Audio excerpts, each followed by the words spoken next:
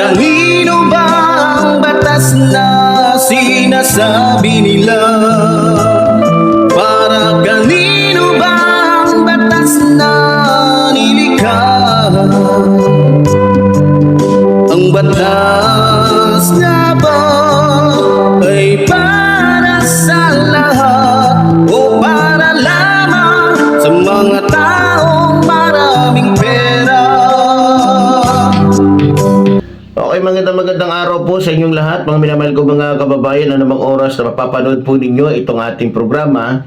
Pero bagong lahat, mga minamahal ko mga kababayan, ay binabati muna po natin ang ating Pangulong Ferdinand Marcos Jr. At binabati din po natin ang ating First Lady Lisa Araneta Marcos, maging ating minamahal Sandro Marcos, Congressman Martin Romualdez, at syempre ang ating po mga kababayan sa abroad, maging ating mga kababayan Luzon, Visayas, Mindanao. Okay, sa ating po mga kababayan, tulad po ng sinabi ko, dahil tayo po ay naka-shadow ban, need po ng inyong lingkod na tayo po ay humihingi ng konting tulong sa ating mga kaisa. Sa mga kaisa po natin, hindi po sa mga DDS, hindi kahit kanino man, dahil tayo po ay naka-shadow ban. So need po ng inyong lingkod na tayo po ay makasustain o meron po tayong pang-araw-araw na magagamit para po tayo ay makapagpatuloy po sa ating paglilingkod, no?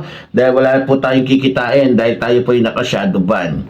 So, yun lamang po mga minamahal ko mga kababayan. Okay, sa araw pong ito mga kababayan ay pag-uusapan po natin ito pong naging buwelta po ni Attorney Claire Castro dito po kay Vice President Sara Duterte, na nagsasabi pong bulag di umano ito pong si Vice President Sara Duterte sa mga nagagawa po ng Administrasyong Marcos, no? Kung hindi po ako nagkakamali, ito pong naging pahayag po o buwelta po ni Attorney Claire Castro laban po dito kay Vice President Sara Duterte, usap-usapan po ngayon sa social media.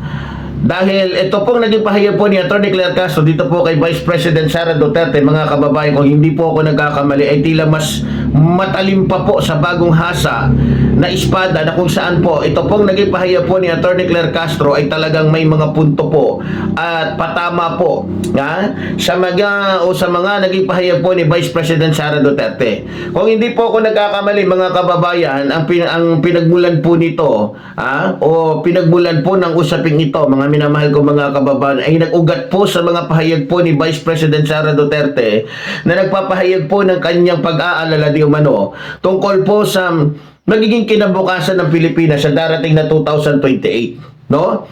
Dahil di umano sa mga problema ng bansang ito, tulad po daw di umano ng basura, korupsyon, at sa mabagal na pag-unlad ng bansang ito. Ngayon, bilang tugon po, pinabulaanan po ng Malacanang sa pamamagitan po ni Palace Press Officer Claire Castro ang mga naging pahayag po ni Vice President Sara Duterte. At sinabing bulag umano o tila bulag daw di umano ang ating Vice Presidente sa mga nagagawa daw ng Administrasyong Marcos. Idinagdag din po ni Attorney Claire Castro na napakalinaw naman daw ng mga proyekto na nagagawa ng gobyerno ni Pangulong Ferdinand Marcos Jr. sa iba't ibang sektor, ngunit tila parang hindi daw nakikita ni Vice President Sara Duterte yung mga nagagawa ng ating Pangulo. Kasabay po nito mga kababayan, kung di po ako nagkakamali, tinawag din po ng palasyo ang mga naging pahayag po ni Vice President Sara Duterte na galawang Duterte talaga. At inilarawan po ito bilang pagpapakita ng characteristics of an emotional vulture, kung di po ako nagkakamali. Ang tanong po, anong ibig sabihin ng characteristics of an emotional vulture? Kung tama po ko, yung pahayag po na ito ni Attorney Claire Castro ay tumutukoy po sa mga katangian po o ugali po na nagpapakita na siya ay parang isang buetre, parang ganun, na nagpapakita lamang ng pag-aalala sa sitwasyon ng bansa, ngunit may ibang motibo, no? So, gusto lamang pong palabasin ni Attorney Claire Castro na ito pong naging pahayag po ni Vice President Sara Duterte ay isang kaplastikan lamang. Matindi. Na kunyari, nag-aalala si Vice President Sara Duterte sa kalagayan ng ating bansa, pero ang katotohanan, isa siya sa mas nagpapahirap sa kalagayan po ng ating mga kababayan. dahil sa bilyong-bilyong pera na pagmamayari po ng taong bayan na dapat sana taong bayan ang nakikinabang, pero binulsa niya, no? Binulsa niya. Ang tindi ng salita niya, no? Ang tindi ng pagkakaano ni Attorney Claire Castro. Biro mo, pinapalitaw niya talaga. Kitang-kita po, nakaplastikan lang yan. Kunyari, concern siya sa mga Pilipino. Pero may bilyon-bilyon siyang perang binulsa, di ba? Na imbis na taong bayan ang makinabang, iisang tao lang nakinabang, di ba? Na siya namang nagiging dahilan kung bakit maraming namamatay sa baha, maraming namamatay sa gutom. At siyang nagiging dahilan din kung bakit hindi agad-agad umuunlad ito pong ating bansa, mga minamahal ko mga kababayan. Kung tama din po ako mga kababayan, isa po sa naging usap-usapan po ngayon, yung isa din po sa mga naging pahayag po ni Attorney Claire Castro na ang pagkakasabi po niya, ang pangamba daw tungkol sa kinabukasan ng bansa sa 2028 ay maaari lamang daw mangyari kung ang susunod na leader ng bansang ito ay magiging Manchurian ba yung pagkabanggit niya? Manchurian candidate, o magiging sunod-sunuran na lamang daw sa bansang China o sa ibang bansa.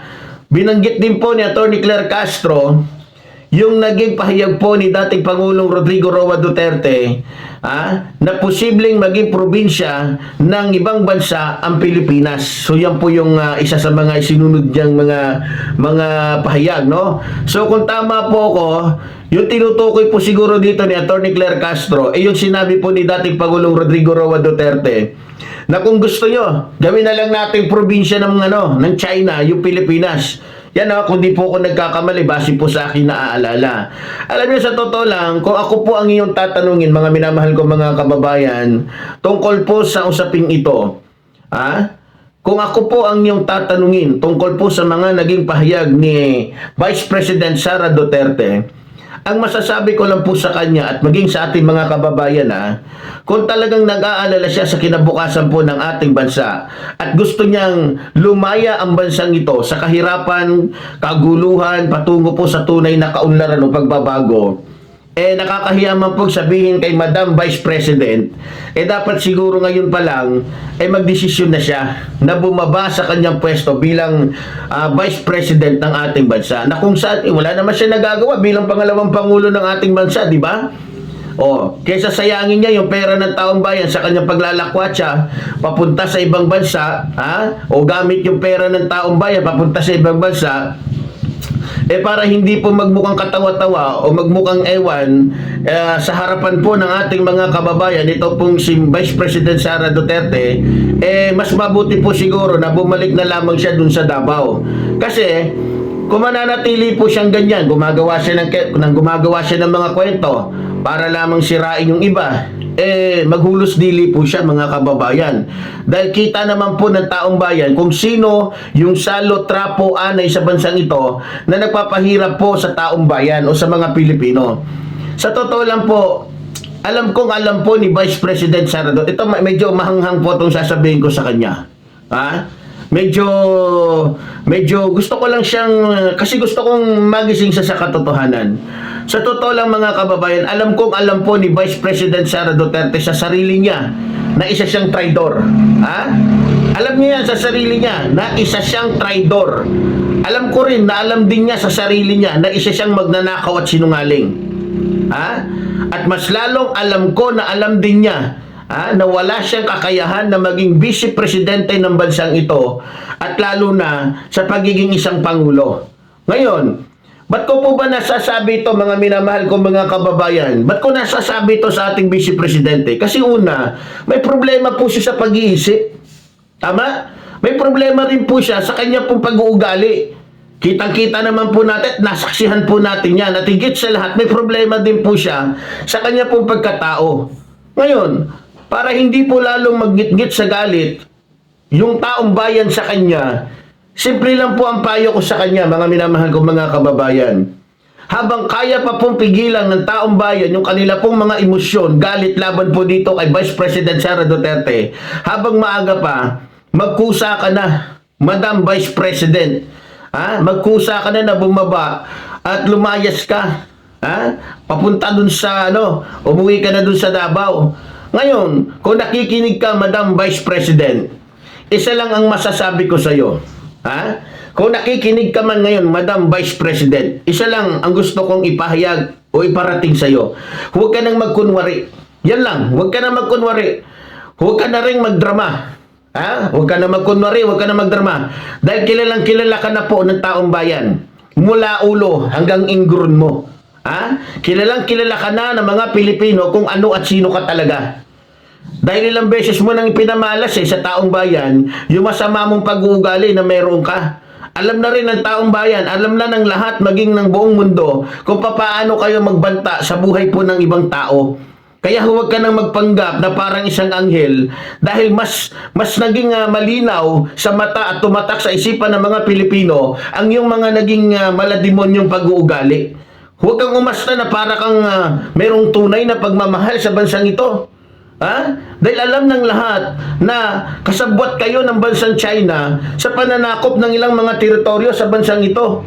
Ha? Kunyari, nag-aalala ka para sa kinabukasan ng bansang ito. Pero baka nakalimutan mo na trilyon-trilyon ang binulsa ng tatay mo at bilyon-bilyon naman ang ninakaw mo. Di ba?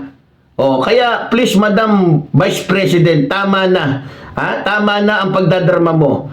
Kung talagang meron kang malasakit sa mga Pilipino, total, nanggaling na lang din naman sa bunganga mo na nag-aalala ka sa bansang ito. Pues, tulad ng sinabi ko na kanina, ibalik mo yung bilyong-bilyong ninakaw ninyo at yung trilyong-trilyong binulsa ng tatay mo. Hindi bagay sa'yo ang magdrama, Madam Vice President. Hindi bagay sa'yo dahil mukha kang kontrabida sa pelikula, sa totoo lang. Kaya sana naman, kahit minsan sa buhay mo, Madam Vice President, ay magawa mong magpakatotoo o magpakatao. Huwag kang magkubli. Huwag kang magtago sa pagiging sinungaling at mapagpanggap mo. Dahil darating ang panahon, Madam Vice President, yan din ang sisira sa iyo at wawasak sa buhay mo. Sa totoo lang, sa ginagawa mong paggugulo sa buhay ng aming Pangulo at paninira sa kanyang mga mabubuting gawa o trabaho para sa mga Pilipino, mas nagiging mas nagiging malinaw na po mga kababayan Mas nagiging malinaw na ngayon sa isipan at paningin ng mga Pilipino kung sino sa inyo ang tunay na trapo at tunay na mayroong malasakit sa bansang ito, lalong-lalo na sa mga Pilipino. Madam President, kung nakikinig ka, puro ka paninira at panggugulo sa mga mabubuting gawa ng aming mahal na Pangulo. Samantalang hindi naman yan yung mandatong ibinigay sa iyo ng mga Pilipino. Sa totoo lang, hindi ka ba nahihiya, Madam Vice President, sa sarili mo? Hindi ka ba nahihiya? Dahil lang sa focus ka o mas focus ka sa paninira sa aming Pangulo o sa buhay ng aming mahal na Pangulo, mas focus ka sa panggugulo sa buhay ng aming mahal na Pangulo, nalilimutan mo nang gawin. Yung katungkulan mo. Nalilimutan mo ng gampanan yung responsibilidad mo bilang pangalawang Pangulo sa bansang ito. Sana, Madam Vice President, ito ko lang sa iyo sana isang araw maisip mo na magmula nang naging pangalawang Pangulo ka sa bansang ito, wala ka nang nagawang maganda o anumang mga proyekto na pwede mong ipagmalaki sa mga Pilipino. Hindi mo ba napapansin? Hindi mo ba alam na ang talagang problema ng bansang ito ay hindi gutom? Hindi ang kahirapan, hindi ang baha. Dahil lahat ng yan ay pwedeng masolusyonan sa pamamagitan ng pera. Alam mo ba kung ano ang pinaka-problema ng bansang ito, Madam Vice President? Ikaw. Dahil para kang basura na nakakalat sa kalsada. Dahil yung mga mabubuting gawa ng aming mahal na Pangulo ay pilit mong dinudumihan at sinisira. Kaya ang tingin sa'yo ng mga Pilipino ngayon, alam mo kung ano?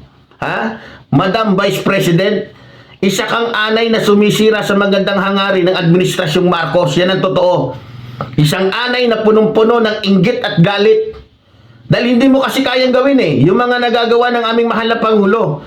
Kung hindi ka lang sana humiwalay ng landas, kung hindi ka lang sana naligaw ng landas, matagal nang nagwakas yung paghihirap ng mga Pilipino sa bansang ito. Imbis na tulungan mo ang aming Pangulo, ikaw yung una sa lahat na nanggugulo. Dahil hindi mo matanggap sa sarili mo, Madam Vice President, na mas magaling o mas mahal ng mga Pilipino si Pangulong Ferdinand Marcos Jr. dahil siya ay totoo na may malasakit sa bansang ito. Sa totoo lang, Madam Vice President, ako ayoko sana sabihin ito sa'yo, pero dapat kong sabihin ito para matauhan ka. Sa totoo lang, Madam Vice President, nagmumukha ka tuloy sugo ng dyablo mula sa kailaliman ng impyerno sa mga pinagagawa mo sa aming Pangulo. Gusto bang malaman kung bakit mas lalong minamahal ng mga Pilipino si Pangulong Ferdinand Marcos Jr., Madam Vice President? Yan ay dahil naging totoo siya at may tunay siya pagmamahal sa bansang ito. Hindi katulad mo, alipin ka ng mga Chino na gustong maghari sa bansang ito. Yan ang totoo, Madam Vice President. At yan ang nakikita ng mga Pilipino. Biro mo, hindi naman niya mandato yung manilip ng manilip, hindi naman niya mandato yung manira ng manira. Pero mas focus si Madam Vice President sa ganung mga gawain. 'Di ba? Kaya ngayon ang nangyayari, kung titignan natin, hahanapan natin siya ng resibo, hahanapan natin kung saan niya itinayo yung mga proyekto niya, wala siyang may papakita. Dahil wala siyang ginawa, kundi mag-abroad ng mag-abroad, manira ng manira. Kaya aalis na lang niya sa kanyang upuan. Pag hinanap mo, tinanong mo nasaan yung mga nagawa niya, wala. Di ba? O ngayon, gagamitin lang niya yung pera niya para lumabas na mabuti siya. Tingnan mo yung mga sorbi-sorbi ngayon. Sa kanya kakita na tamad na Vice President, tapos mas mataas yung ratings. Paano hindi tataas?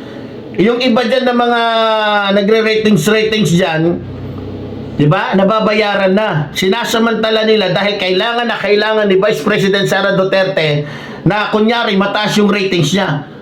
Mataas yung ratings, sumusabihin gustong-gusto ng mga Pilipino yung tamad na isang politiko.